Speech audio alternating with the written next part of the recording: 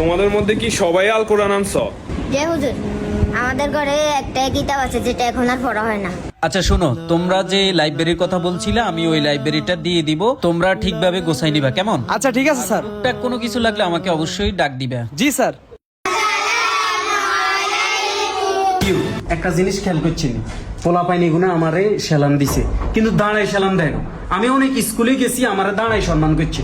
আপনি কি কিছু কইবেন নি? কি ও স্যার, আনার হুলাইন এটা কি কাজ করছে? কি বলেন স্যার? তারা তো আমাদের জাহান্নাম থেকে রক্ষা করছে। যেমন আপনি বুঝি বিষয়টা জানেন না।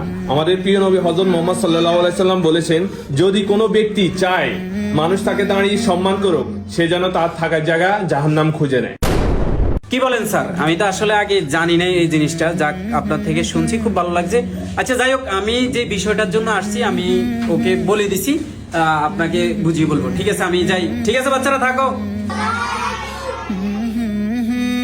আচ্ছা বাচ্চারা শোনো, তোমাদের জন্য একটা সুখবর আছে। আমাদের এখানে একটা লাইব্রেরি হইতেছে, তো তোমাদের ঘরে যে বইগুলো আছে যেগুলা তোমাদের পড়া হয় না, কালকে আসার সময় ওইগুলা নিয়ে আসবা এবং লাইব্রেরিতে জমা করে দিবা, যেন অন্য কেউ পড়তে পারে। ঠিক আছে কেমন?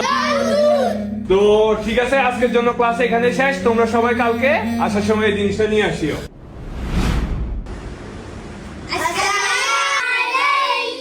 La la la la la la la la la la la la ছয় কে ছয়,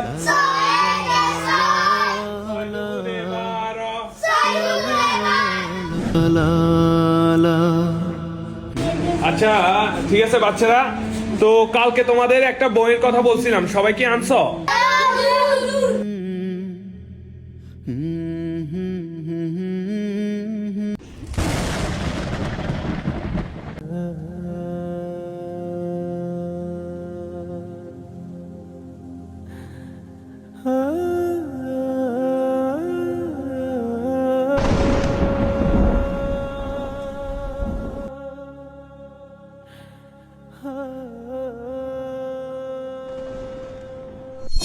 তোমাদের মধ্যে কি সবাই আল কোরআন আনছো?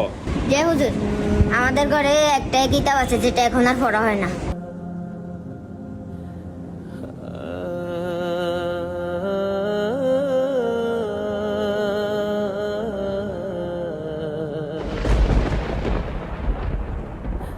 আসলে কথাটা বাস্তব, আমাদের ঘরে এমন একটা কিতাব আছে যা এখন আর পড়া হয় না, আর সেটাই হলো আল কোরআন। এখন আর ওইরকম বক্তব্য দেখা যায় না, সবাই দুনিয়াবি কাজ নিয়েই ব্যস্ত থাকে।